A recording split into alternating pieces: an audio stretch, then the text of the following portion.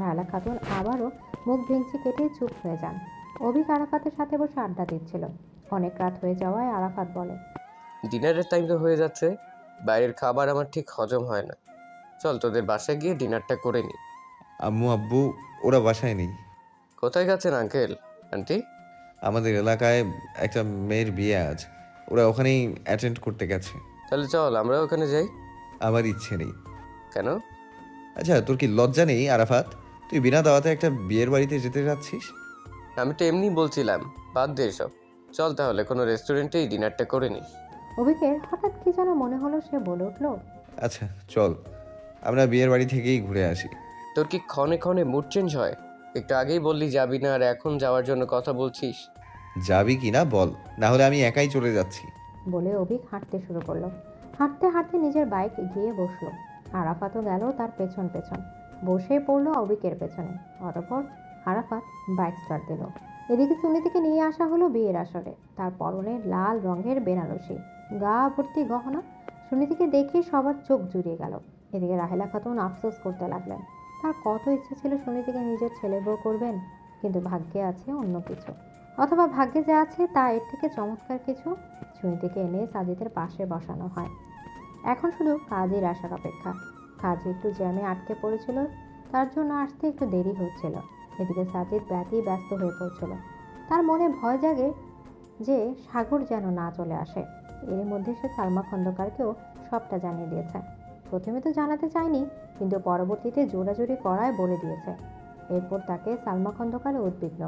তিনি চান বিয়েটা জলদি হয়ে যায়, তারপর না হয় সাগরকে কোনো রকমভাবে বোঝানো যাবে। এদিকে সবাই যখন সাগরের কথা জানতে চাইছিল, তখন অনেক কষ্টে ম্যানেজ করে বলেছেন সাগরের এক খুব ঘনিষ্ঠ বন্ধুর বাবা মারা গেছে, তাই সাগরকে ওখানে যেতে হয়েছে। সালমা খন্দকার সামিউল খন্দকারের কাছে গিয়ে তাড়া দিয়ে বলেন, কি রে, কাজীকে আরেকবার কল করে দেখ না, আর কত সময় লাগবে ওনারা আসতে? আপনি এত অধৈর্য হয়ে যাচ্ছেন কেন আপা? কাজী সাহেব এখনই চলে আসবেন। না, আসুক কাজী। এই বিয়েটা না হলেই ভালো, তাহলে এরা মজাও বুঝবে। হাসান চৌধুরী রাহেলা খাতুনকে চোখ রাঙান, তাই তিনি আরও কিছু বলেন না। এর মধ্যে কাজী সাহেব চলে আসলেন, যা দেখে সাজিদ ও সালমা খন্দকার দুজনেই স্বস্তির নিঃশ্বাস ফেললেন। সালমা খন্দকার তাড়া দিয়ে বললেন, আসুন কাজী সাহেব, জলদি বিয়ের কার্যক্রম শুরু করুন। আমরা কতক্ষণ থেকে আপনার অপেক্ষায় বসে আছি। কাজী সাহেব আর কথা না বাড়িয়ে বিয়ের কার্যক্রম শুরু করে দেন। অভিক এবং আরাফাত ততক্ষণে সেখানে এসে হাজির হয়। অভিক দূর থেকে সুনীতিকে দেখে এক দৃষ্টিতে তাকিয়ে থাকে। আজ মেয়েটাকে বধূবেশে অনেক বেশি স্নিগ্ধ লাগছে। অভিক নিজেই নিজেকে ভৎসনা করলো, চোখ সরিয়ে নিয়ে বলল, এসব আমি কি ভেবেছি? আরাফাত বিয়ের আসরে সাজিদকে দেখে অবাক হয়ে গেল। আরে এটা সেই ছেলেটা না যাকে আমরা সেদিন এয়ারপোর্টে দেখছিলাম? হ্যাঁ ওই ছেলেটাই তো, ওর সাথেই তাহলে সুনীতির বিয়ে। আরাফাতের মাথায় কোনো একটা চিন্তা আসে। চোখ বন্ধ করে কিছু একটা মনে করার চেষ্টা করে সে বলে, আরে এই ছেলেটাকে তো আমি চিনি, নিউ ইয়র্কে আমার বোনেরই পাশের বাসায় থাকে, এই জন্য ওকে এত চেনা চেনা লাগছিল, কিন্তু ও তো বিবাহিত। অভিকের চোখ বিস্ফোরিত হয়ে যায় আরাফাতের কথা শুনে। কি বলছিস কি তুই? ঠিকই বলছি, এই ছেলেটা একজন আমেরিকান মেয়েকে বিয়ে করেছে। তাহলে তো অনেক বড় একটা ভুল হতে যাচ্ছে। ওরা তো ঠকাচ্ছে সুনীতিদেরকে, এই বিয়েটা থামাতে হবে। বলেই অভিক সামনে এগোতে থাকে। এদিকে কাজের কথায় সুনীতি কবুল বলতে প্রস্তুত। এমন সময় এক বিদেশি তরুণ সেখানে এসে বলে, সাজিদ। সাজিদ হতবাক হয়ে মেয়েটির দিকে তাকিয়ে বলে, এভা তুমি? সাগর ইভার পাশে দাঁড়িয়ে সে বলে, তোমাদের সব খেলা শেষ ভাইয়া। এদিকে সাজিদ হতভম্ব হয়ে তাকিয়ে থাকে ইভা সাগরের দিকে।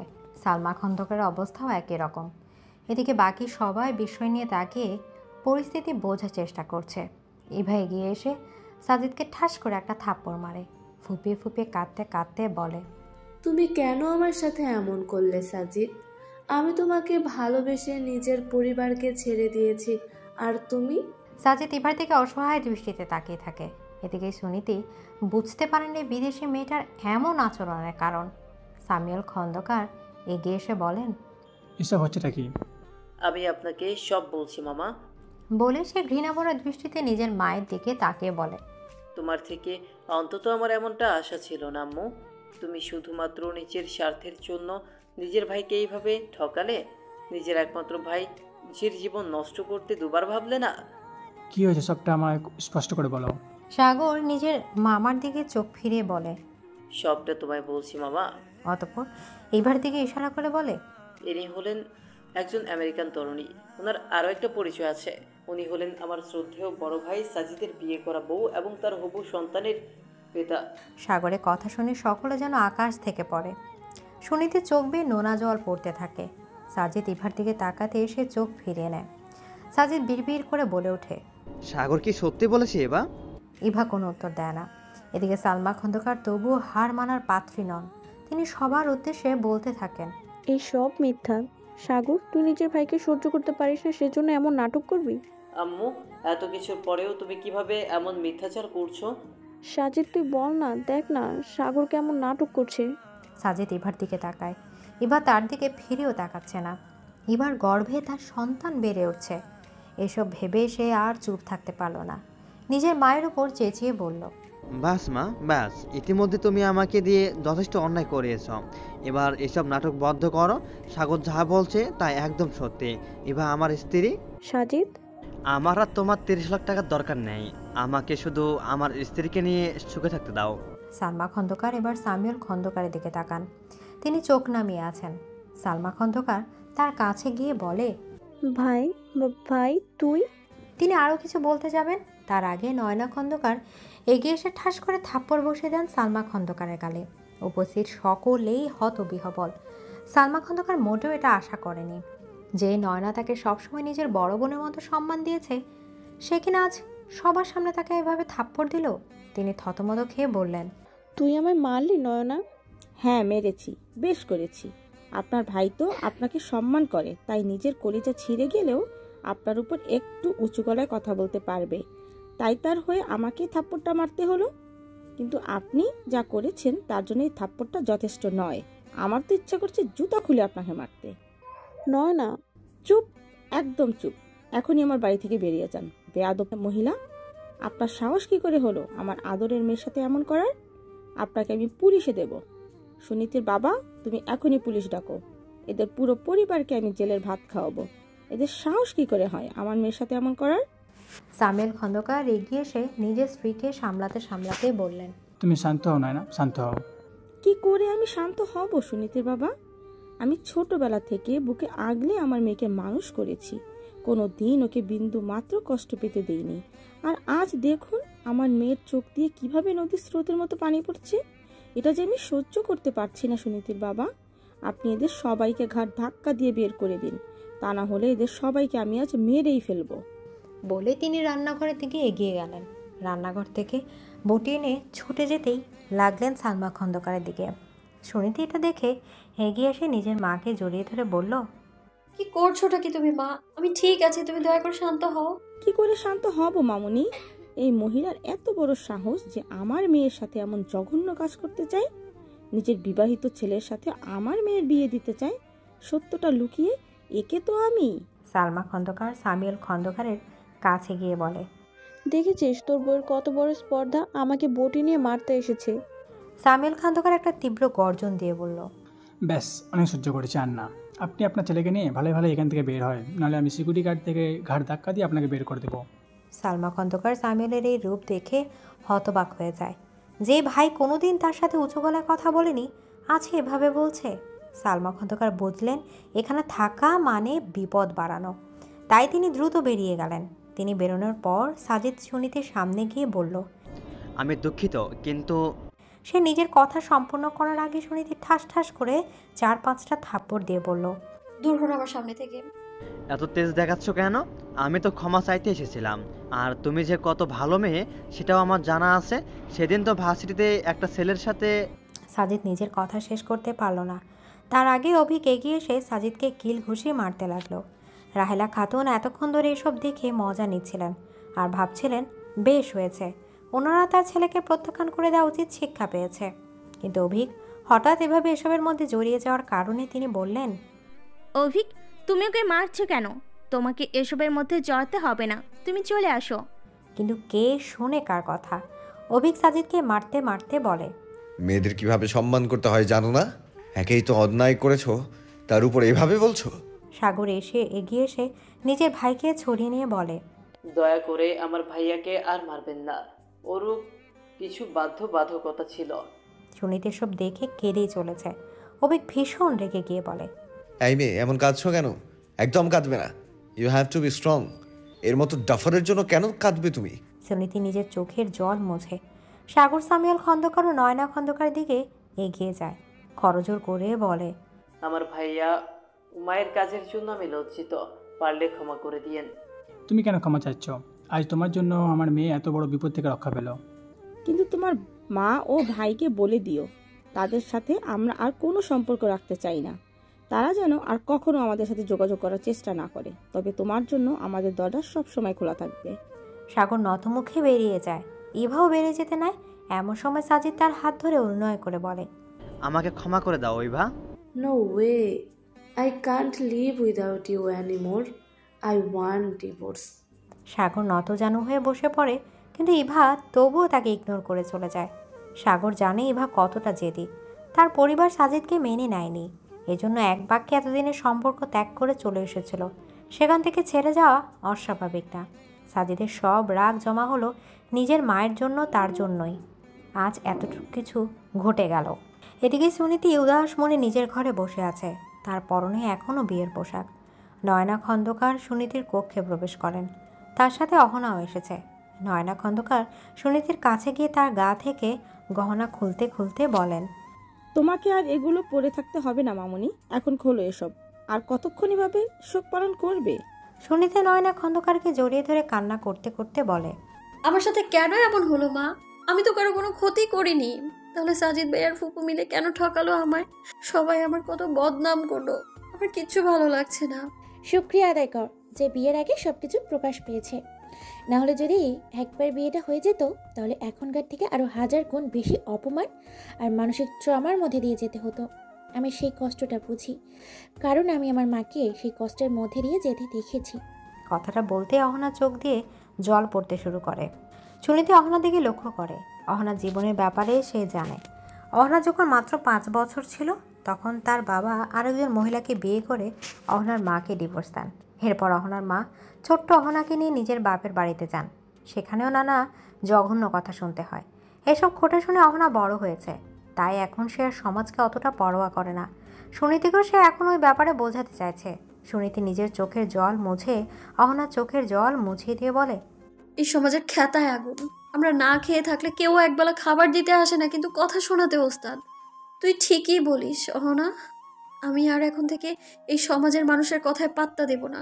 আর তাছাড়া অন্যায় তো আমার সাথে হয়েছে, তাহলে আমি কেন কষ্ট পাবো? যে অন্যায় করেছে তার কষ্ট পাওয়া উচিত।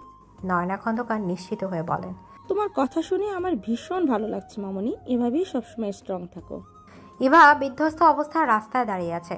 সাজিদকে সে সত্যি অনেক ভালোবাসত, তাই তো সাজিদের এক কথা সে নিজের পরিবার পরিজন সবাইকে ছাড়তে দুবার ভাবেনি। কিন্তু এই ভালোবাসার বিনিময়ে সে কী পেল? শুধুই ধোঁকা। ইভা এখনও ভেবে উঠতে পারছে না সাজিদ কিভাবে তাকে ছেড়ে অন্য একটা মেয়েকে বিয়ে করতে রাজি হলো। এই ছিল সাজিদের খাঁটি ভালোবাসা। ইভার এখন চিন্তা নিজের অনাগত সন্তানকে নিয়ে। সাজিদের কাছে ফিরে যাওয়ার ইচ্ছা তার আর নেই। তাহলে সেই বাচ্চাটিকে একা কিভাবে মানুষ করবে? তাকে তো তাহলে সিঙ্গেল মাদার হতে হবে। এসব ভেবেই ইভার চোখে জল চলে এলো। আমেরিকা বড় হলে ইভা অন্য মেয়েদের থেকে আলাদা। সাজিদের আগে তার জীবনে কেউ আসেনি। সে অন্য মেয়েদের মতো একাধিক সম্পর্ক কিংবা বারে গিয়ে ড্রিঙ্কও করেনি, বরং সব সময় চাইতো একজন খাঁটি প্রেমিক তার জীবনে আসুক, যে তাকে নিজের সবটা উজাড় করে ভালোবাসবে, যার জন্য সে সব কিছু করতে পারবে। কিন্তু দিন শেষে প্রত্যাশা অধরাই থেকে গেল। ইভা একটা দীর্ঘশ্বাস ফেলল। এমন সময় সে নিজের পেছনে কারো অস্তিত্ব অনুভব করলো। পেছনে পড়ে তাকাতে সাগরকে দেখল। সাগর ইভাকে বলল, আপনাকে অনেক ধন্যবাদ ভাবি। ভাগ্যিস আজ আপনি সঠিক সময়ে আমাদের বাড়িতে এসে আমাকে দরজা খুলে মুক্ত করেছিলেন, না হলে কি যে হতো। সাজিদকে ফোনে না পেয়ে আমি অনেক দুশ্চিন্তা করছিলাম। এত ভালো একটা খবর ওকে দেওয়া হলো না। যখন থেকে আমি জানতে পেরেছি আমি প্রেগনেন্ট, তখন থেকে এই খবরটাকে ওকে জানানোর জন্য ছটফট করছি। এরপর হঠাৎ সাজিদের ফোন বন্ধ হয়ে গেল, তখন আমি আরও বেশি ভয় পেয়ে গেলাম। একদম উদ্ভ্রান্তের মতো করতে লাগলাম। আমার এই অবস্থা দেখে আমার বেস্ট ফ্রেন্ড অ্যালেনা সাজিদের অফিস থেকে ওর ঠিকানা বের করে আনলো। আমার অনেক আগে থেকেই ভাবনা ছিল বাংলাদেশে আসার। সাজিদ সব সময় বলতো ওর পরিবারকে ও মানিয়ে নেবে, কিন্তু আমি ওর মধ্যে একটা ভয় দেখতাম। সাজিদকে বাংলাদেশে আসার কথা বললেই ও এড়িয়ে যেত। তাই আমি গোপনে অনেক আগেই বাংলাদেশের পাসপোর্ট ভিসা করিয়ে রেখেছিলাম। সৌভাগ্যক্রমে ভিসার মেয়াদ থাকায় আমি সাজিদের ঠিকানা পাওয়ার সাথে সাথেই পরবর্তী ফ্লাইটেই ঢাকা ছুটে আসি। তারপর তোমার বাসায় ছুটে যাই। দারোয়ানকে অনেক রিকোয়েস্ট করে শেষ পর্যন্ত ডলারের লোভ দেখিয়ে দরজা খুলে ভিতরে ঢুকি। তারপর তোমার গলার আওয়াজ শুনে আমি তোমার দরজা খুলে দেই। আর তারপর তো এবার গলায় স্বর আটকে যায়। নিজের ভালোবাসার মানুষটার প্রতারণা যে সে ভুলতে পারছে না। সাগর এবার উদ্দেশ্যে বলল, আপনি কিন্তু চাইলে আমার ভাইয়াকে আরও একটা সুযোগ দিতে পারেন। ও কিন্তু সত্যিই আপনাকে অনেক ভালোবাসে। শুধুমাত্র আম্মুর প্রয়োজনায় এত বড় একটা অন্যায় করতে যাচ্ছিল।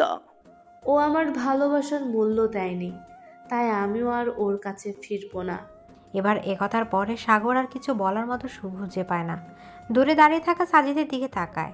সাজিদই তাকে পাঠিয়েছিল ইভাকে বোঝানোর জন্য, কিন্তু ইভা এখনও যথেষ্ট রেগে আছে। তাই তাকে বোঝানো সহজ নয়, এর জন্য সময় প্রয়োজন। ইশারা করে নিজের ভাইকে এটাই বোঝালো সে। এদিকে অভিক বাসায় ফিরতেই দেখে তার মা রাহেলা খাতুন বেশ খোশ মেজাজে আছেন। আহসান চৌধুরীকে তিনি বলেই চলেছেন, একেই বলে কর্মা। খন্দকার সাহেবের মেয়ে আমার ছেলেকে প্রত্যাখ্যান করেছিল না, আর আজ দেখো এতগুলো মানুষের সামনে কিভাবে ওর বিয়ে ভেঙে গেল। একদম ঠিক হয়েছে।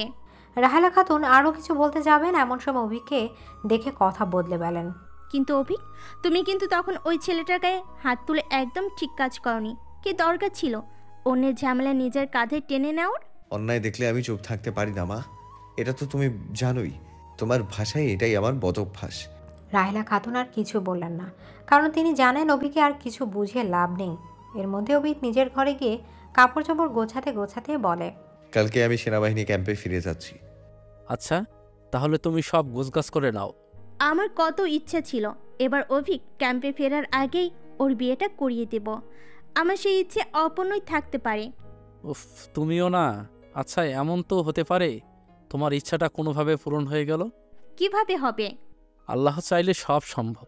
তিনি চাইলে তোমার ছেলের বউকে খুব শীঘ্রই তোমায় বরণ করে ঘরে তুলতে হবে।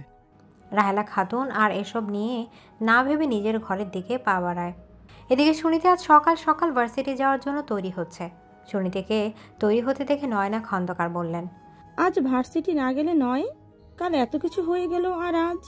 আমি এসব মনে রাখতে চাই না মা, ভার্সিটিতে গেলে মনটা একটু ভালো হবে। নয়না খন্দকার কিছু বলতে যাবেন, তার আগে সামিউল খন্দকার বললেন, ওকে যেতে দাও না।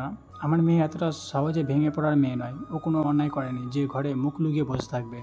এদিকে সুনীতি নিজের বাবার দিকে তাকে একটা চওড়া হাসি উপহার দিয়ে বাড়ি থেকে বের হয়। সে জানে বাইরে বের হয়ে তাকে অনেকে তির্যক প্রশ্নের সম্মুখীন হতে হবে, অনেকে তাকে বাঁকা চোখে দেখবে, কিন্তু এসব সে পাত্তা দেবে না। আর হলো ঠিক তাই। সবাইকে উপেক্ষা করে সে এগিয়ে গেল। কিছু মহিলা তাকে দেখে বলল, কালই বিয়ে ভাঙলো আর আজ ড্যাং ড্যাং করে ভার্সিটি যাচ্ছে। মেয়েটার লজ্জা বলে কিছু নেই। একটু এগিয়ে গিয়ে দেখলো রাস্তা বেশ ফাঁকা। এমন সময় হঠাৎ করে একটা কালো গাড়ি এসে তার সামনে থামলো। সেই গাড়ি থেকে নেমে কেউ একটা তাকে টেনে গাড়িতে তুলল। ঘটনার আকস্মিকতায় সে কোনো প্রতিক্রিয়া দেখাতে পারল না। গাড়িতে উঠে ভয়ে ছিটিয়ে গেল। অস্ফুট স্বরে বলল, মন্টু। এদিকে সুনীতি চিৎকার করতে যাবে, এমন সময় মন্টু তার মুখ চেপে ধরে। সুনীতি উম করতে থাকে। মন্টু সুনীতির এই অবস্থা দেখে পৈশাচিক আনন্দ পেতে থাকে। সুনীতির মুখ আরও জোরে চেপে ধরে বলে, কি খুব ওড়ার ইচ্ছা ছিল না আমাকে ছেড়ে অন্য কাউকে বিয়ে করবে? সে বিয়ে তুমি যাকেই করো, বাসর আমার সাথেই করতে হবে, বলেছিলাম না? সুনীতির চোখ বেয়ে জল পড়তে থাকে। মন্টু তাকে আরও জোরে চেপে ধরেছিল নিজের কাছে। সামনে একজন ড্রাইভার গাড়ি চালাচ্ছিল। মন্টু সুনীতির স্পর্শকাতর স্থানে হাত বোলাচ্ছিল। সুনীতির কাছে সময়টা ছিল অভিশাপের মতো। এদিকে সুনীতিদের এলাকায় কিছু মানুষ দেখে সুনীতির কেউ একটা গাড়িতে করে তুলে নিয়ে গেল। তারা কিছুক্ষণ গাড়িটার পেছন দৌড়ায়, কিন্তু তারা গাড়িটার নাগাল পাবার আগেই গাড়িটা চলে গেল নাগালের বাইরে। এরপর তারা এলাকায় এসে সবাইকে জানিয়ে দিল ঘটনাটা। এই ঘটনা শুনে কেউ বা সমবেদনা জানালো, সুনীতির জন্য চিন্তা করলো। তবে এমন মানুষেরও অভাব হলো না যারা সুনীতিকে নিয়ে সমালোচনা করলো। একজন মহিলা তো মুখের ওপর বলেই দিলেন, ওই মেয়ের চরিত্র ঠিক আছে নাকি? যদি থাকতো তাহলে এভাবে বিয়ের আসরে এসে বিয়ে ভাঙতো না। দেখো কোথাও কোন ছেলের সাথে ঢলাঢলি ছিল, সেই মনে হয় তুলে নিয়ে গেছে। সামিউল খন্দকার আর নয়না খন্দকারের কানে এ খবর পৌঁছাতে তাদের দুশ্চিন্তা হতে লাগলো। নয়না খন্দকার তো হাহাকার করে কাঁদতে লাগলেন। সামিউল জীবন ছুটলেন পুলিশ স্টেশনের দিকে, সাথে নিলেন এলাকার কিছু ছেলে পেলেকে। তার সন্দেহ মূলত মন্টুকে নিয়ে। সুনীতিকে নিয়ে নিজের বাড়ির সামনে আসলো মন্টু, তারপর গাড়ি থেকে টেনে নামালো সুনীতিকে। সুনীতি বলল, এটা কোথায় নিয়ে এসেছো আমায়? সুনীতি লক্ষ্য করলো এটা বেশ নিরিবিলি এলাকা, ফাঁকা স্থানে একটা গিঞ্জি বাড়ি। মন্টু একটা বিদঘুটে হেসে বলল, এটা তো আমার বাড়ি, আজ এখানেই আমাদের বাসর হবে। বলে সুনীতির দিকে এগোতে লাগলো। সুনীতি মন্টুকে ধাক্কা দিয়ে সামনে এগোতে লাগলো আর মন্টু বলে উঠল, পালিয়ে লাভ নেই, পালানোর পথ খুঁজে পাবে না। বলেই সে সুনীতির পেছনে দৌড়াতে লাগলো। সুনীতি দৌড়াতে দৌড়াতে হঠাৎ কারো প্রশস্ত বুকের সামনে ধাক্কা খেল। একটু চোখ কুচিয়ে সামনে তাকাতে দেখতে পেল অনাকাঙ্ক্ষিত একটি মুখ। হতবাক হয়ে বলল, আপনি? মন্টি সুনীতির পেছন পেছন ছুটে এসে একজন যুবককে তার কাছে দাঁড়িয়ে থাকতে দেখে বলল, আবে কে তুই? আমার কাছ থেকে আমার শিকার কেড়ে নেওয়ার দুঃসাহস দেখাস না, এর পরিণাম ভালো হবে না। মেজর অভিক ভীষণ রেগে গেল। সুনীতিকে আগলে দাঁড়িয়ে বলল, কি করবি তুই? মন্টি ক্ষিপ্ত গতিতে এগোতে নিতেই অভিক একটি বন্দুক বের করে তার দিকে তাক করে বলল, আর এক পাও নয়। মন্টু ভয়ে দাঁড়িয়ে গেল। অভিক সুনীতিকে বলল, যাও আমার গাড়িতে গিয়ে বসো। সুনীতি ভয়ে এগোতে পারল না। অভিক এবার বেশ রাগী কণ্ঠে বলল, কি বললাম শুনতে পারলে না? যাও গাড়িতে গিয়ে বসো। সুনীতি ধমক খেয়ে চমকে উঠল, সুসুর করে গিয়ে গাড়িতে উঠল। এরপর অভিক মন্টু দুই হাতে এবং পায়ে লক্ষ্য করে গুলি করে, যারা ফলশ্রুতিতে মন্টু আহত হয়ে মাটিতে বসে পড়ে। অভিক বেশ আক্রোশ নিয়ে বলে, এরপর কোনো মেয়ের দিকে চোখ তুলে তাকানোর আগে আজকের ঘটনাটা মনে রাখিস। একটু পরেই পুলিশ এসে তোকে তুলে নিয়ে যাবে। অভিক কথাটা বলতে না বলতে পুলিশ চলে এলো। অভিক পুলিশ অফিসারকে উদ্দেশ্য করে বলল, এনাকে অ্যারেস্ট করুন, ইনি একজন মেয়েকে রেপ করার চেষ্টা করছিল। অভিক গুরু গম্ভীর মুখ নিয়ে গাড়িতে উঠে বসে, অতবার গাড়ি চালানো শুরু করে। সুনীতির দিকে তাকিয়ে দীর্ঘশ্বাস ফেলে। ভাগ্যে সে দূর থেকে দেখেছিল সুনীতিকে জোরপূর্বক গাড়িতে তোলা হচ্ছে এবং এরপর গাড়িটাকে ফলো করে এখানে এসেছিল। না হলে আর একটু দেরি করলো না জানি কত বড় বিপদ ঘটে যেত। খন্দকার বাড়িতে এলাকার সব মানুষ এসে জড়ো হয়েছে। সুনীতি খবরটা পাওয়ার পর থেকে নয়না খন্দকার কান্না করে চলেছে। শামিল খন্দকার তাকে অনেক বাড়ি বলে আশ্বস্ত করেছেন যে তিনি ইতিমধ্যে পুলিশকে জানিয়েছেন, কিন্তু মায়ের মন কি আর তাতে মানে? তার উপর এলাকার নানা মানুষ নানা কথা বলছেন। একটু আগে একজনকে বললেন, জোয়ান একটা মেয়েকে তুলে নিয়ে তো আর এমনি এমনি ছেড়ে দিবে না, নিশ্চয়ই ওর সাথে খারাপ কিছু করবে। এসব শুনে তিনি আরও ভেঙে পড়েছেন। এর মধ্যে অভিক সুনীতিকে নিয়ে সেখানে উপস্থিত হয়। সুনীতিকে দেখা মাত্র নয়না খন্দকার আর্তনাদ করে বলে ওঠেন, মামনি। সুনীতি ছুটে গিয়ে নিজের মাকে জড়িয়ে ধরে। নয়না খন্দকার বলতে থাকেন, তুমি ঠিক আছো তো? আমি একদম ঠিক আছি মা। এলাকার কিছু লোক নাকি দেখেছে তোমাকে কেউ গাড়ি করে তুলে নিয়ে গেছিল। আমি আপনাকে সব বলছি আঙ্কেল। এরপর সে এগিয়ে এসে সবিস্তারে সব জানায়। সব শুনে সামিউল খন্দকার আর নয়না খন্দকার হাতকে ওঠেন। তবু তারা সৃষ্টিকর্তার কাছে শুকরিয়া আদায় করেন, কারণ বড় বোনের কোনো ক্ষতি হয়নি। তবে এত কিছুর মধ্যে এলাকার কিছু লোক বলা শুরু করলো, নিশ্চয়ই কোনো কেচ্ছা ছিল, নাহলে এমনি কেউ কেন তুলে নিয়ে যাবে। এসবের কথা শুনে সুনীতির চোখ দিয়ে জল পড়তে থাকে। একজন মহিলা বলল, এই মেয়েকে তুলে নিয়ে গিয়ে এমনি এমনি ছেড়ে দিয়েছে ভাবছো? নিশ্চয়ই যা করার করে ফেলেছে। আর যদি কিছু নাও করে তাও তো মেয়েটার জীবনে একটা কলঙ্ক হয়ে গেল। এমনিতেই গতকাল ওর বিয়ে ভেঙে গেছে, তার উপরে আজ এই ঘটনা। কোনো ভদ্র ঘরের ছেলে কি আর এমন মেয়েকে বিয়ে করবে? এসব কথা শুনে অভিক ভীষণ ক্ষেপে যায়। সবার উদ্দেশ্যে বলে, আপনাদের কথাবার্তা শুনে আমি অবাক হয়ে যাচ্ছি। কোন যুগে আছেন আপনারা? আজকালকার দিনে কারো চিন্তা ভাবনা এতটা নীচ হয় কিভাবে? দেখো, আমরা ভুল কিছু বলছি না। এই মেয়ের চরিত্রে যা কলঙ্ক লেগেছে, তারপর আর এই মেয়েকে কেউ বিয়ে করবে বলে মনে হয় না। আমার মেয়েকে নিয়ে ভাবতে হবে না, প্রয়োজনে আমরা ওকে আজীবন নিজের কাছে রাখবো। তবু আপনারা এসব আর বলবেন না। সুনীতির বিয়ে ভালো ঘরেই হবে। কে বিয়ে করবে? তুমি? যদি বলি হ্যাঁ আমি করব। সবাই হতবাক হয়ে তাকিয়ে থাকে অভিকের দিকে। অভিক সামিউল খন্দকারের কাছে এগিয়ে গিয়ে বলল, আঙ্কেল, আমি আপনার কাছে যদি সুনীতির বিয়ের প্রস্তাব দেই আপনি কি মানা করবেন? সামিউল খন্দকার তাৎক্ষণিক কোনো কিছু বলতে পারলেন না। এমনিতে অভিক তার পছন্দের ছেলে ছিল, কিন্তু বর্তমান প্রেক্ষাপট ভিন্ন। কিছু সময় নীরবে চলে যায়। এর মধ্যে অভিকের পরিবারের কাছে খবরটা পৌঁছে গেলে তারা ছুটে আসে। রাহেলা খাতুন এসেই বলতে থাকেন, এসব আমি কি শুনছি অভিক? তুমি নাকি ওই মেয়েটাকে বিয়ে করতে চাইছো? তুমি তো বলেছিলে মা যে আমি এবার ক্যাম্পে ফিরে যাওয়ার আগে আমার বিয়ে দিতে চাও। আমি তো তোমার সেই স্বপ্নই পূরণ করছি। আর তাছাড়া সুনীতিকে তো তোমার পছন্দ ছিল। কিন্তু তাই বলে বলতে গিয়ে রাহেলা খাতুন থেমে যান। হাসান চৌধুরী এগিয়ে এসে অভিকের পিঠে হাত রেখে বলে, তোমার সিদ্ধান্তকে আমি সমর্থন দিলাম। অতঃপর তিনি সামিউল খন্দকারকে বলেন, আপনিও মত দিয়ে দিন খন্দকার সাহেব। সামিউল খন্দকার আর না করতে পারলেন না। তৎক্ষণাৎ কাজেই দেখা হলো। সুনীতি হঠাৎ করে বলে উঠল, আমি এই বিয়ে করতে পারবো না। আমি কারো করুণার পাত্রী হতে চাই না। আমি তোমাকে করুণা করছি না, আমার তোমাকে পছন্দ হয়েছে, এই কারণেই বিয়েটা করতে চাই। অভিকের এই কথার পর সুনীতি আর কিছু বলতে পারল না। নয়না খন্দকার এসে সুনীতির মাথায় হাত বুলিয়ে বলল, বিয়েটা করে নাও মামুনি। অভিক যথেষ্ট দায়িত্ববান ছেলে, ও তোমায় ভালো রাখবে। অতঃপর কাজী থেকে তাদের বিয়ে পড়ানো হলো। সব ঘটনা বিরস মুখে দেখলেন রাহেলা খাতুন। তিনি এ বিয়েতে মোটেই খুশি নন। বিয়ের পর সুনীতি আর অভিকে আলাদা করে কথা বলার জন্য একটি ঘরে পাঠানো হয়েছে। তবে দীর্ঘ সময় ধরে তারা দুজনেই চুপ করে আছে, কেউ কোনো কিছুই বলছে না। দীর্ঘ সময় নীরবতা ভেঙে অভিক বলে ওঠে, তোমার যদি আমার থেকে কিছু জানার থাকে আমাকে প্রশ্ন করতে পারো। আমি আপাতত তোমাকে এতটুকু বলতে পারি, এই বিয়েটা আমি মন থেকে করেছি, তাই তোমাকে স্ত্রী হিসেবে মেনে নিতে আমার কোনো অসুবিধা নেই। তবে তুমি নিজের সময় নিতে পারো। এছাড়া তোমাকে আরও একটা কথা বলার আছে। আমি আজকে সেনা ক্যাম্পে ফিরে যাব। একটা দীর্ঘ সময় আমি হয়তো ফিরবো না। তুমি চাইলে তোমার বাবা বাসাতেই এই সময়টা কাটাতে পারো। আর যদি তোমার আমার সাথে থাকতে মন চায় বলো, আমি উপর মহলে কথা বলে সেই ব্যবস্থাও করে দেব। সুনীতি অভিকের কথাগুলো মনোযোগ সহকারে শুনল। তৎক্ষণাৎ কোনো প্রতিক্রিয়া জানালো না। একটু সময় চুপ থেকে দীর্ঘশ্বাস ফেলে বলল, আমার সাথে গত 2 দিনে যা যা ঘটে গেল, তারপর আমার পক্ষে সবকিছুকে স্বাভাবিকভাবে দেখা সহজ নয়। আমি মানসিকভাবে বিধ্বস্ত অবস্থার মধ্য দিয়ে যাচ্ছি। তাই আপাতত আমি নিজের পরিবারের সাথেই থাকতে চাই। তবে আমি যখন পুরোপুরি স্বাভাবিক হব তখন আপনার কাছে যাওয়ার কথা ভাববো। যেমন তোমার ইচ্ছা। বলে সে রুম থেকে বাইরে বের হয়। সুনীতি ভীষণ চোখে অভিকের যাওয়ার পানে তাকিয়ে থাকে। এই লোকটা অল্প কিছু সময়ের মধ্যে যেন তার ভরসার জায়গা হয়ে উঠেছে। অভিক বাইরে আসতে রাহেলা খাতুন তার সামনে এসে প্রশ্ন করল, কি বললো ওই মেয়েটা? ও কি তোমার সাথে যেতে চাই?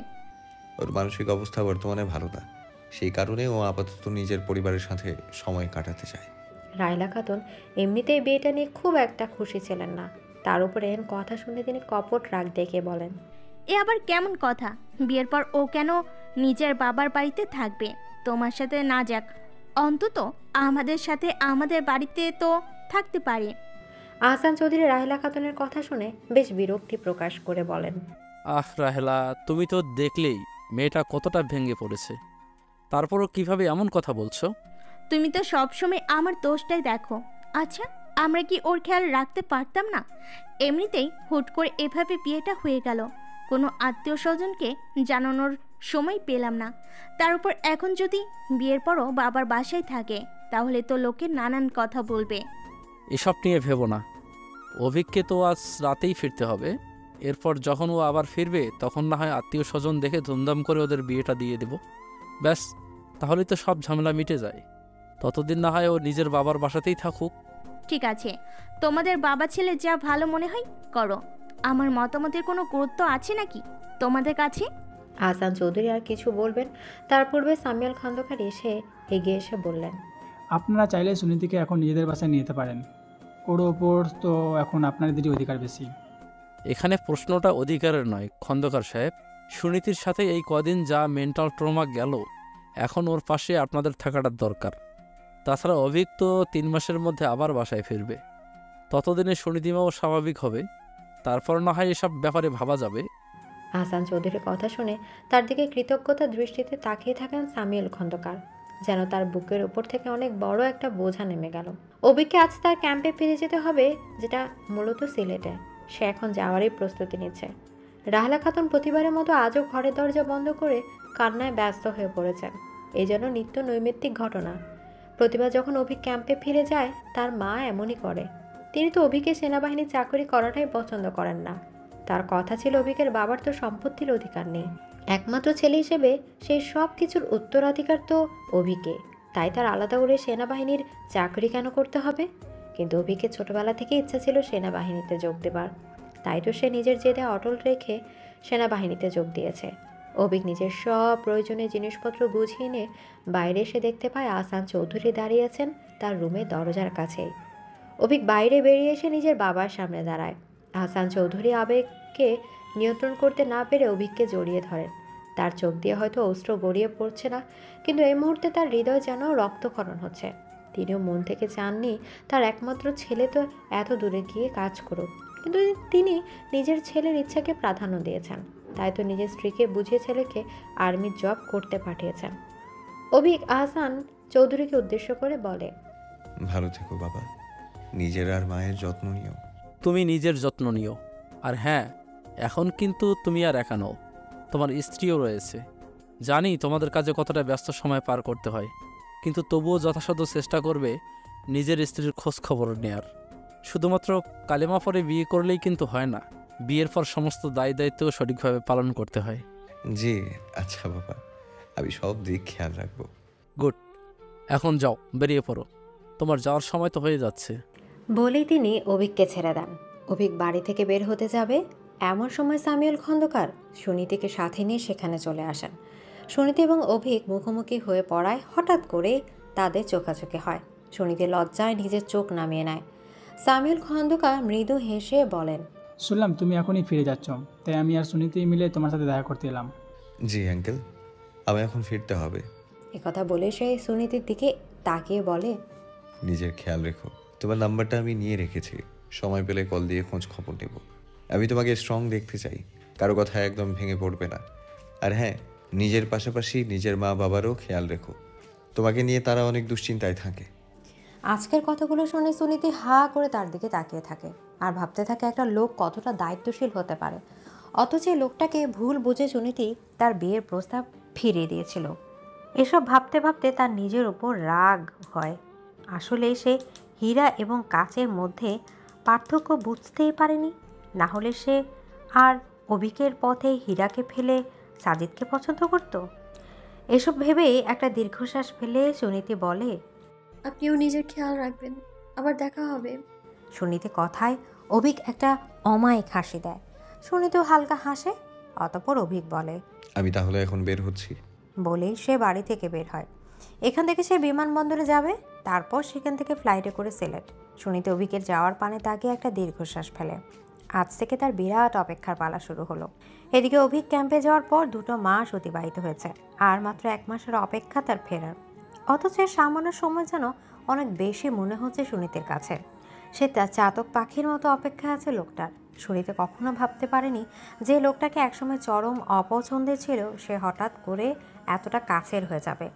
এই যে এত কাজের চাপের মধ্যে প্রতিদিন রাতে সময় করে তার খোঁজ নেয়, এইটুকু সুনীতিকে ব্যাকুল করে তোলে। সে বুঝতে পারে সে সম্পর্কটাকে মন থেকে মেনে নিতে সক্ষম হয়েছে, এখন শুধু তার ফেরার অপেক্ষা। আজকের রাত্রিটাও সুনীতির কাছে বিশেষ ছিল।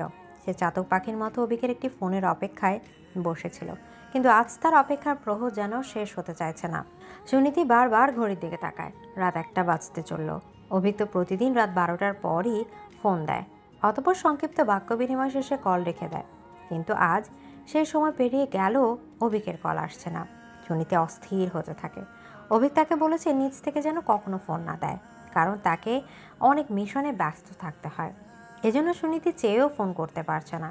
সুনীতির চোখে জলে টলমল করতে থাকে, বুকের বাঁ পাশে সূক্ষ্ম ব্যথা অনুভব হয়।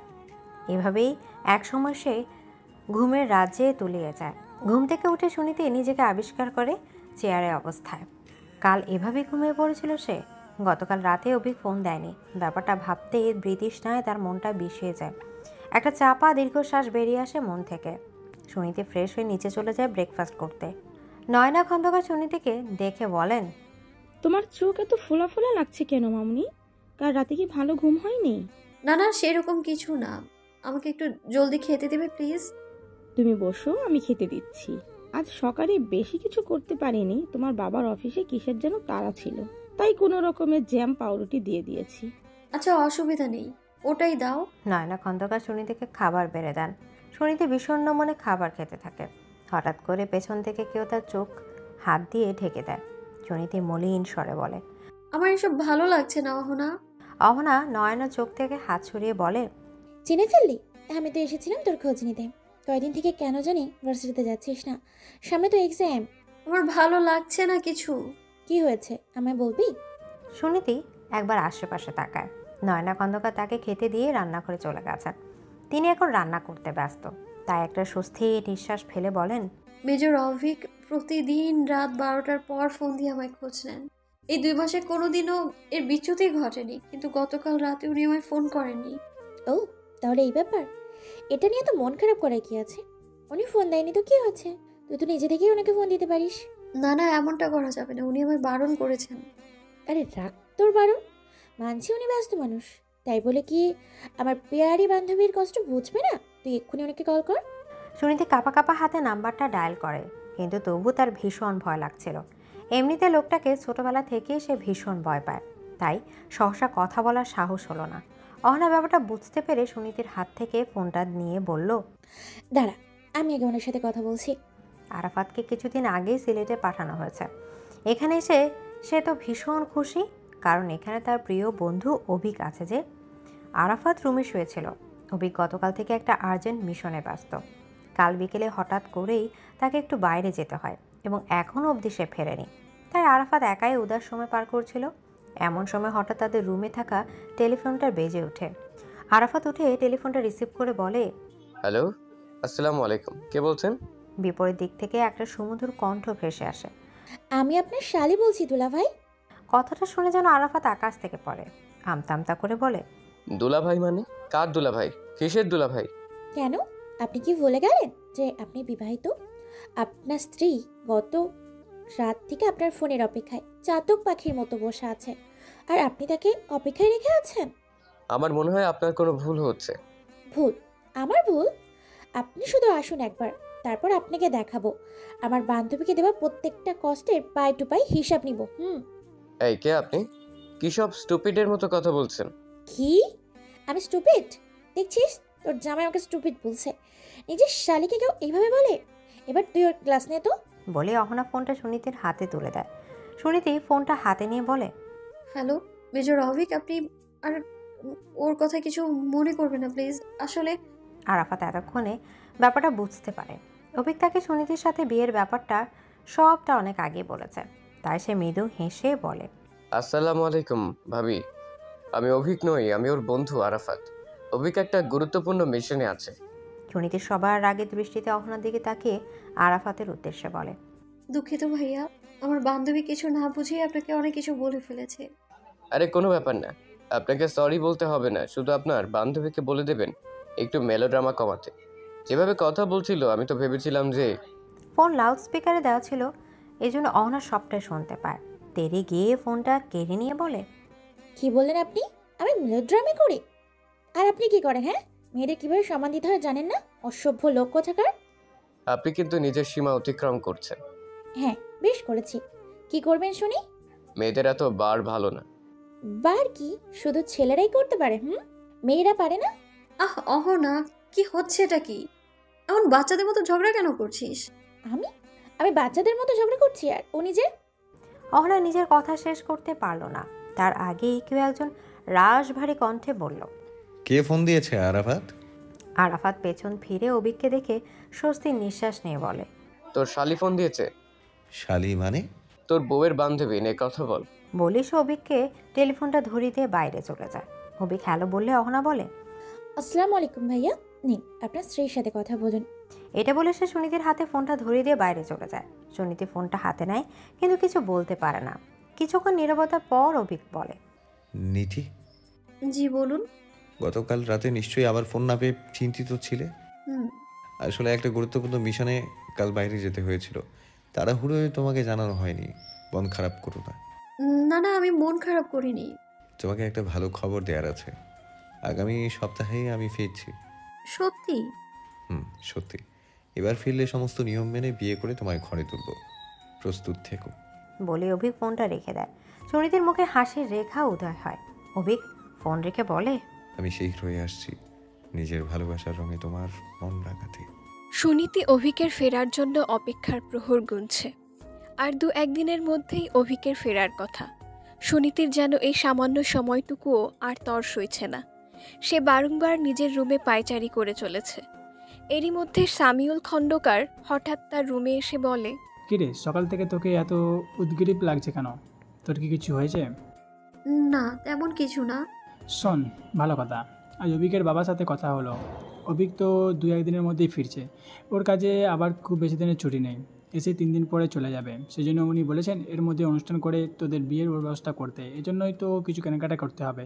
তোর আম্মু বলছিল আজ বিকেলে মার্কেট করতে হবে।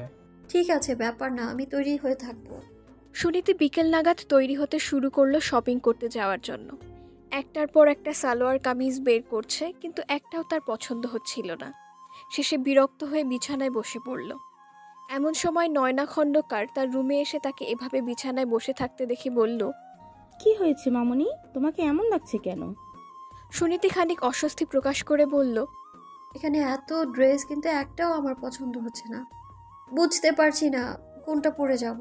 তুমি আর বড় হলে না মামুনি, এসো আমি তোমায় একটা পছন্দ করে দিচ্ছি।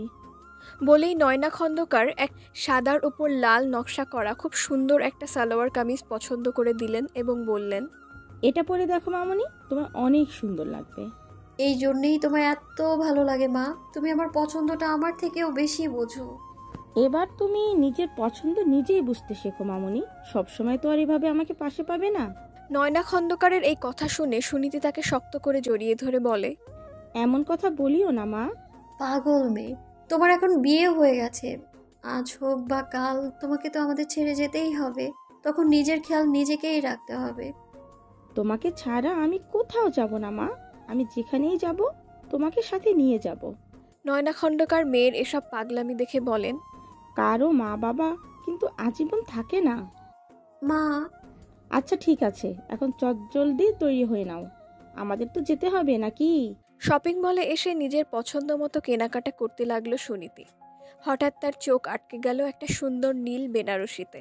অভিক একবার তাকে বলেছিল অভিকের প্রিয় রং নীল। এটা ভেবেই সে মুচকি হাসে। অতঃপর নয়না খন্দকারকে বলে, মা দেখো তো এই শাড়িটা কেমন। বাহ, বেশ ভালো তো। বিয়ের জন্য এই বেনারসিটাই নেই। তোমার যদি পছন্দ হয় তো নাও। সুনীতি সহস্যে ওই বেনারসিটাই কিনে নেয়। সুনীতি যখন এতটা হাসি খুশি ছিল, তখন দূর থেকেই কেউ শকুনের দৃষ্টিতে গিলে খাচ্ছিল তাকে, যার শরীর চাদর দিয়ে ঢাকা। সে আর কেউ নয়, মন্টু। 1 সপ্তাহ আগেই সে জেল থেকে পালিয়েছে। তারপর থেকে গা ঢাকা দিয়ে বেড়াতে হচ্ছে। সুনীতির উপর তার একটা চাপা ক্ষোভ রয়ে গেছে, কারণ সুনীতির জন্যই আজ তার এই অবস্থা। সুনীতিকে এত হাসি খুশি দেখে তার আক্রোশ বাড়ল। তীব্র আক্রোশ নিয়ে বলল, আমাকে ফেরারি আসামি বানিয়ে তুই এত সুখে থাকবি, সেটা তো হতে পারে না। আমি যদি শান্তিতে না থাকতে পারি, তাহলে তোকেও শান্তিতে থাকতে দেব না। বলেই সে আড়াল থেকে সুনীতিদের উপর নজর রাখতে থাকে। সুনীতিরা শপিং মল থেকে বেরিয়ে একটা রেস্টুরেন্টে গিয়ে খাওয়া দাওয়া করে। অতঃপর গাড়ি নিয়ে বেরিয়ে পড়ে। মন্টু বর্তমানে ট্রাক চালক হিসেবে কাজ নিয়েছে। ওরা বেরিয়ে যাবার পরই মন্টু ট্রাক নিয়ে বেরিয়ে পড়ে ওদের গাড়ির পেছন পেছন। কিছু দূর এগোনোর পর মোটামুটি ফাঁকা রাস্তা দেখে মন্টু নিজের মাথায় একটা কুৎসিত ষড়যন্ত্রের নকশা করে তোলে। সামিউল খন্দকার গাড়ি চালাচ্ছিলেন, তার পাশে বসেছিলেন নয়না খন্দকার। সুনীতি পিছনের সিটে বসে আজকের করা শপিংগুলো দেখছিল। সব কিছু ভীষণ স্বাভাবিক চলছিল। হঠাৎ করেই পেছন থেকে একটা ট্রাক এসে ভীষণ জোরে তাদের গাড়িতে ধাক্কা দেয়, যার ফলে তাদের গাড়ি দূরে গিয়ে ছিটকে পড়ে। সকলের আত্মচিৎকারে ভারী হয়ে ওঠে আশেপাশের আকাশ বাতাস।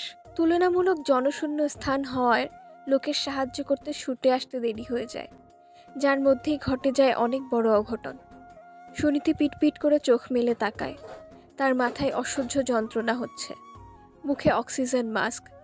জ্ঞান ফিরতেই নাকি ফিনাইলের তীব্র গন্ধ এলো। বুঝতে বাকি রইল না সে হাসপাতালে রয়েছে। হঠাৎ করেই সুনীতির চোখের সামনে সেই বাজে মুহূর্তের স্মৃতি ভেসে উঠল। সে চিৎকার করে উঠে বসতে চাইল, কিন্তু পারল না। কর্তব্যরত চিকিৎসক সুনীতির অবস্থা বুঝতে পেরে বলেন, আপনি শুয়ে থাকুন, আপনার বিশ্রামের প্রয়োজন। সুনীতি কাঁপা কাঁপা মুখ থেকে অক্সিজেন সিলিন্ডারটা সরিয়ে বলে, আমার মা, আমার বাবা, ওনারা কোথায়? হঠাৎ করেই ডাক্তারের মুখে আধার নেমে আসে। তবুও তিনি বলেন, ওনারা ঠিক আছেন, আপনি শুয়ে থাকুন, আর একটু সময় পর আপনি ওনাদের সাথে দেখা করতে পারবেন। সুনীতি লক্ষ্য করে তার মাথায় ব্যান্ডেজ করা হয়েছে। সে আর কিছু না ভেবে পুনরায় শুয়ে পড়ে, কিন্তু পরিপূর্ণ স্বস্তি পায় না। কিছু সময় পর আহসান চৌধুরী এবং রাহিলা খাতুন আসেন সুনীতির কেবিনে তার সাথে দেখা করতে। তাদেরকে দেখে সুনীতি উঠে বসে মুখ থেকে অক্সিজেন মাস্ক সরিয়ে বলে, আঙ্কেল আন্টি আপনারা এসেছেন? মা বাবা কোথায়? ওদের বেশি চোট লাগেনি তো? ওরা কি খুব আহত? আমাকে একটাবার ওদের সাথে দেখা করিয়ে দাও না। রাহিলা খাতুন আড়ালে নিজের চোখের জল মোছেন। কিছু কারণে সুনীতির উপর রেগে থাকলেও তিনি এতটাও অমানুষ নন যে এরকম পরিস্থিতিতে স্বাভাবিক থাকতে পারবেন। আহসান চৌধুরী আলতো করে সুনীতির মাথায় হাত বুলিয়ে বলেন, তুমি এখন অসুস্থ, আগে একটু সুস্থ হও, তারপর তোমার মা বাবার সাথে দেখা করিও। আমি একদম ঠিক আছি আঙ্কেল, আপনি প্লিজ আমাকে আমার মা বাবার সাথে দেখা করিয়ে দিন, নাহলে আমি একটুও শান্তি পাবো না। আহসান চৌধুরীকে এবার দমে যেতে হলো। এক পলক রাহিলা খাতুনের দিকে তাকিয়ে বললেন, তুমি ওকে নিয়ে এসো। রাহিলা খাতুন সুনীতির কাছে এসে তার মাথায় হাত বুলিয়ে দিলেন। সুনীতির হাত থেকে ক্যানুলা খুলে সাবধানে রাখলেন। অতঃপর বললেন, তুমি নিজেকে যথেষ্ট শক্ত রাখার চেষ্টা করো, এটা মনে রেখো। ভাগ্যে যা আছি তা কোনোভাবেই আটকানো যায় না। রাহেলা খাতুনের কথা শুনে সুনীতির বুক ধক করে ওঠে। মনে এলো হাজারো বাজে চিন্তা। সুনীতি আনমনেই বলে উঠল, তাহলে কি মা বাবার কোনো বড় ক্ষতি হয়ে গেল? সুনীতি কয়েক কদম হেঁটে উত্তেজিত হলো, বলতে লাগলো, মা বাবাকে কোন রুমে রাখা হয়েছে? আমায় তাড়াতাড়ি নিয়ে চলুন। আহসান চৌধুরী একটা রুমের সামনে এসে থামলেন। রুমের বাইরের লেখাটা সুনীতির চোখে পড়ল। সে আর নিজেকে আটকে রাখতে পারল না। নিজের শরীরের যতটুকু শক্তি অবশিষ্ট ছিল তা দিয়েই দৌড়ালো। হোঁচট খেতে গিয়ে উঠে দাঁড়ালো। মনে পড়ল মায়ের বলা সেই কথা, নিজের খেয়াল নিজেরই রাখতে হবে কথাটা। সুনীতি সেই কক্ষের দরজাটা খুলে ভেতরে হতবাক হয়ে তাকিয়ে রইল। তার সামনে সাদা কাপড়ে মোড়ানো দুটো নিথর দেহ, যে দেহ দুটির মালিক ছিল সামিউল খণ্ডকার এবং নয়না খণ্ডকার। সুনীতি এই দৃশ্য সহ্য করতে পারল না। সাথে সাথে জ্ঞান হারিয়ে লুটিয়ে পড়ল মাটিতে। সুনীতির জ্ঞান ফেরার পর থেকে সে একদম চুপচাপ হয়ে বসে আছে। না কোনো কথা বলছে, না কারো ডাকে সাড়া দিচ্ছে। একদম যেন জলজ্যান্ত পাথরে পরিণত হয়েছে, যার মাঝে বিন্দু মাত্র অনুভূতি বেঁচে নেই। সুনীতিকে ইতিমধ্যেই তার বাসায় আনা হয়েছে। বাসায় আত্মীয় স্বজন পাড়াপড়শিদের ভিড় লেগেছে। সালাম খণ্ডকারও আজ সব আক্রোশ দূরে ঠেলে অপরাধবোধের টানে ছুটে এসেছেন। সুনীতির পায়ে ধরে পর্যন্ত তার ক্ষমা চাইতে বাধেনি, কিন্তু সুনীতি প্রতিক্রিয়াহীন। আহসান চৌধুরী ও রাহেলা খাতুন উদাস পানে চেয়ে আছেন সুনীতির দিকে। অভিককে ইতিমধ্যেই ব্যাপারটা জানানো হয়েছে। সে খুব দ্রুতই এসে পৌঁছে যাবে। নিজের শ্বশুর শাশুড়ির জানাজাতে অংশ নেওয়ার কথা আছে তার। আপাতত সে আহসান চৌধুরী ও রাহেলা খাতুনকে সুনীতিকে সামলানোর দায়িত্ব দিয়েছেন। যে শোকে মাতম করতে ব্যস্ত হয়তো তাকে সামলানো যায়, কিন্তু যে শোকে একদম পাথর হয়ে যায় তাকে সামলানো কি আদৌ সম্ভব? সুনীতির এই নীরবতার মাঝেই অহনা এসে পড়ে সেখানে।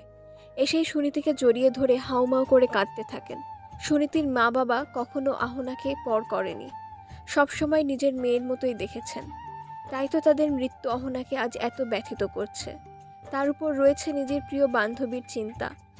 অহনা সুনীতিকে জড়িয়ে ধরে কাঁদতে থাকলেও সুনীতি তখনও প্রতিক্রিয়াহীন। এরই মধ্যে অভিকও চলে আসে।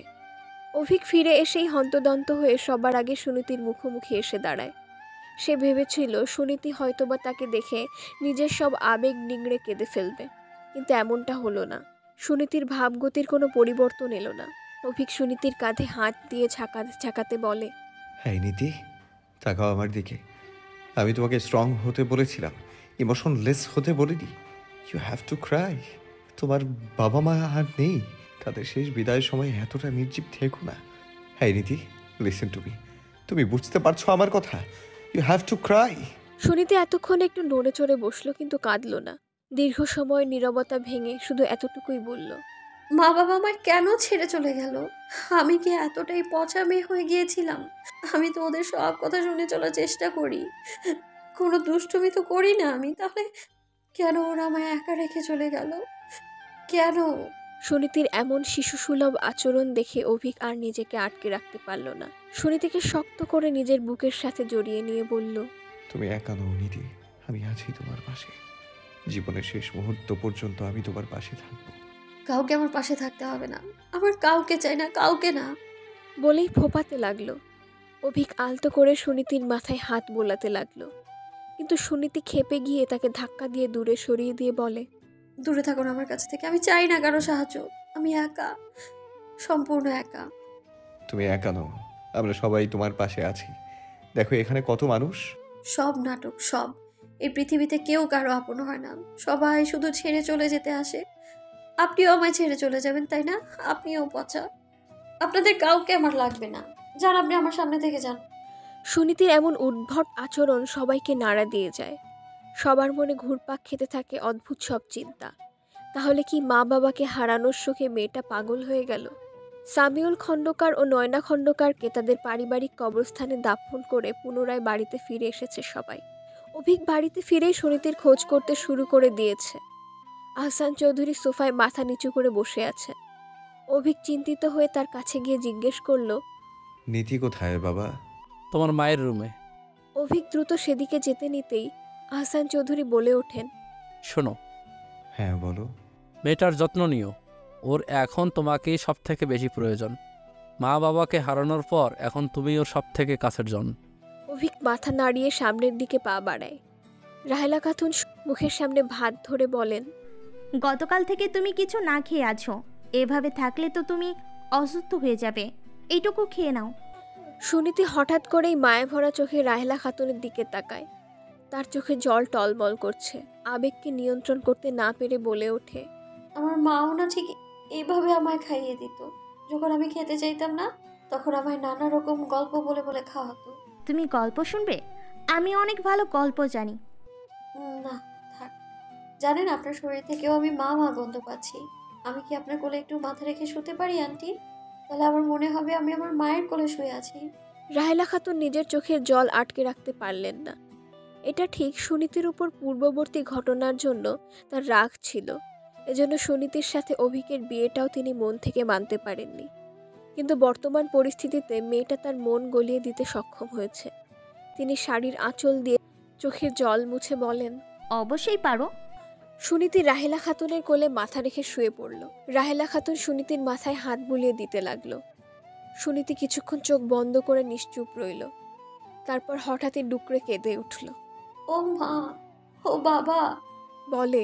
রাহেলা খাতুনও সমান তালে কেঁদে চলেছেন। অভিক দরজার বাইরে থেকে এই দৃশ্য দেখে আর নিজেকে সামলাতে পারল না। তার চোখ দিয়েও এক ফোঁটা অশ্রু গড়িয়ে পড়ল। সময় কিছুটা অতিবাহিত হয়। সুনীতি রাহেলা খাতুনের কোলে শোয়া অবস্থাতেই ঘুমিয়ে পড়ে। রাহেলা খাতুন আস্তে করে সুনীতির মাথা বালিশে রেখে উঠে দাঁড়ান। দরজার বাইরে দাঁড়িয়ে থাকা অভিককে দেখে তিনি বলেন, তুমি এসে ওর পাশে শুয়ে পড়ো। মাঝরাতে উঠে আবার কান্নাকাটি করতে পারে, তখন তোমাকেই ওকে সামলাতে হবে। আর যদি একা সামলাতে না পারো তো আমাকে ডেকো। রাহেলা খাতুন চলে যান। তিনি যেতেই অভিক দরজা লাগিয়ে দিয়ে সুনীতির পাশে শুয়ে পড়ে তাকে আষ্টে পৃষ্ঠে জড়িয়ে ধরে। সুনীতির কপালে চুমু খেয়ে বলে, আমি তোমার জীবন সঙ্গী হিসেবে সুখে এবং দুঃখে সব সময় তোমার পাশে থাকবো। তোমার মনে সব মলিনতা দূর করে রঙিন করে তোলাই আমার দায়িত্ব। তুমি কখনো নিজেকে একা ভেবো না নীতি। জীবনের প্রতিটা পরিস্থিতিতে তুমি আমাকে নিজের পাশে পাবে। শুধু আমাকে তোমার পাশে থাকতে দাও। প্রথমবার যে ভুলটা আমি করেছি, দ্বিতীয়বার আর সেই ভুলটা করতে চাই না। এবার আমি আমার ভালোবাসার মানুষটাকে আগলে রাখতে চাই। নিজের প্রথম ভালোবাসাকে আমি আগলে রাখতে পারিনি, কিন্তু আমি তোমায় জীবনের শেষ মুহূর্ত পর্যন্ত আগলে রাখবো, আর এটাই আমার প্রতিজ্ঞা। বলেই অভিক একটা দীর্ঘশ্বাস ত্যাগ করে। সুনীতির নির্জীব মুখ পানে অসহায়ভাবে তাকিয়ে বলে, তোমার সকল মন খারাপের ওষুধ আমি হতে চাই। তোমার সকল একাকিত্বের সঙ্গী আমি হতে চাই। তোমার সব দুঃখকে নিংড়ে সুখের হদিসও আমি হতে চাই। সুনীতি উদাস মনে তার মা বাবার কক্ষে এসে বসে আছে। তাদের মৃত্যুর পর 1 সপ্তাহ অতিবাহিত হয়েছে। এই 1 সপ্তাহ অভিক সবসময় সুনীতির পাশে ছিল, তবে আজ রাতের মধ্যেই তাকে ফিরতে হবে। তবে সুনীতিকে এই অবস্থায় রেখে তার যেতে ইচ্ছে করছে না, এজন্য সব অ্যারেঞ্জমেন্ট করেই রেখেছে। আজ সুনীতিকে সে নিজের সাথে করে নিয়ে যাবে, তবে পরিবেশ খুব একটা স্বাভাবিক না। ইতিমধ্যেই পুলিশের তদন্তের মাধ্যমে জানতে পেরেছে সুনীতির মা বাবার মৃত্যুটা কোনো স্বাভাবিক মৃত্যু ছিল না। একটি ট্রাক ইচ্ছাকৃত তাদের ধাক্কা দিয়েছে, আর সেই ট্রাক চালককে সেটাও বেরিয়ে এসেছে তদন্তে। সে আর কেউ নয়, মন্টু। এটা জানার পর থেকে অভিক মারাত্মক দুশ্চিন্তায় আছে সুনীতিকে নিয়ে, কারণ মন্টুকে পুলিশ এখনো খুঁজে পায়নি। সে এখনো কোথাও একটা লুকিয়ে আছে। মন্টুর এভাবে লুকিয়ে থাকা সুনীতির নিরাপত্তার জন্য মারাত্মক হুমকি, যেই বিষয়টা আজকে অভিককে ভাবতে হচ্ছে। অভিক এখনও সুনীতিকে এই ব্যাপারে কিছু জানায়নি এবং অন্যদেরকেও জানাতে মানা করেছে, কারণ এসব শুনলে সুনীতি হয়তো আরও ভেঙে পড়বে এবং তাকে ধীরে ধীরে স্বাভাবিক করার যে প্রক্রিয়া তা হয়তো বাধাগ্রস্ত হবে। এসব ভেবেই অভিক সুনীতিকে বলেছে তার মা বাবার মৃত্যুর নিছক দুর্ঘটনা ছিল। সুনীতিও এখন তা মেনে নিয়েছে। অভিক দরজায় নক করে বলল, আমি কি ভেতরে আসবো নীতি? হ্যাঁ আসুন। অভিক রুমে প্রবেশ করে। সুনীতির পাশে বসে তার কাঁধে হাত রেখে বলে, তুমি নিজের সব প্রয়োজনীয় জিনিসপত্র গুছিয়ে নাও, আজ আমাদের সিলেটে যেতে হবে। সুনীতি নিজের মা বাবার ছবির দিকে করুণ চোখে তাকিয়ে বলে, এই ছবিটা কি আমি নিজের সাথে নিতে পারি? হ্যাঁ অবশ্যই। সুনীতি দেয়াল থেকে ছবিটা তুলে নেয়। পরম আবেগে ছবিটা জড়িয়ে ধরে কোনো রকমে চোখের জল আটকে রাখে, কিন্তু জল যেন বাঁধ মানতে নারাজ। হঠাৎ করেই ডুকরে কেঁদে ওঠে সুনীতি। অভিক এক পলক অপেক্ষা না করে সুনীতিকে নিজের বুকের সাথে জড়িয়ে নেয়। সুনীতির সব প্রয়োজনীয় জিনিসপত্র গুছিয়ে রেখেছেন রাহেলা খাতুন। এমনকি এখন তিনি সুনীতির পছন্দের স্বামী কাবাবও বানাচ্ছেন। আহসান চৌধুরী সকাল থেকে স্ত্রীকে গভীরভাবে পর্যবেক্ষণ করছেন। তাকে রান্নায় ব্যস্ত দেখে বলেন, সকাল থেকে এত কি রান্না করছো? আজ সুনীতি অভিকের সাথে সিলেট চলে যাচ্ছে, জানি না এরপর কবে আবার আসবে, তাই ওর পছন্দের কিছু খাবার বানাচ্ছি। আহসান চৌধুরী মুগ্ধ চোখে নিজের স্ত্রীর দিকে তাকিয়ে থাকেন। সত্যি মানুষকে শুধু তার একটা দিক দেখে বিচার করা যায় না। কোনো মানুষই সম্পূর্ণ ভালো কিংবা সম্পূর্ণ খারাপ না, ভুল ত্রুটি মিলিয়েই তো মানুষ। এই যেমন রাহেলা খাতুন, প্রথম তিনি সুনীতিকে মন থেকে মেনে নিতে পারেননি, কিন্তু এখন সেই সুনীতির জন্যই কত চিন্তা করছেন। এরই মধ্যে অভিক সুনীতিকে নিয়ে ডাইনিং টেবিলে এলো খাবার খাওয়ার জন্য। তাদেরকে আসতে দেখে রাহেলা খাতুন ব্যতিব্যস্ত হয়ে পড়লেন। দ্রুত সব খাবার সাজিয়ে তাদেরকে পরিবেশন করতে লাগলেন। সুনীতির পাতে স্বামী কাবাব তুলে দিয়ে বললেন, আমি তোমার জন্য তোমার প্রিয় স্বামী কাবাব বানিয়েছি, খেয়ে দেখো তো কেমন হয়েছে। স্বামী কাবাব দেখে সুনীতি আবেগ আপ্লুত হয়ে গেল, কারণ তার মাও তার জন্য এই স্বামী কাবাব বানাতো। এছাড়া বাড়ির স্বামী কাবাব খেতে ইচ্ছা না করলে কতবার বাবাও তো রেস্টুরেন্ট থেকে এনে দিত। পুরাতন কথা ভেবে তার চোখে জল এলো। আলগোছে জলটুকু মুছে সে খাওয়ায় মনোযোগী হলো। রাহেলা খাতুন আগ্রহ নিয়ে তাকিয়ে আছে সুনীতির দিকে।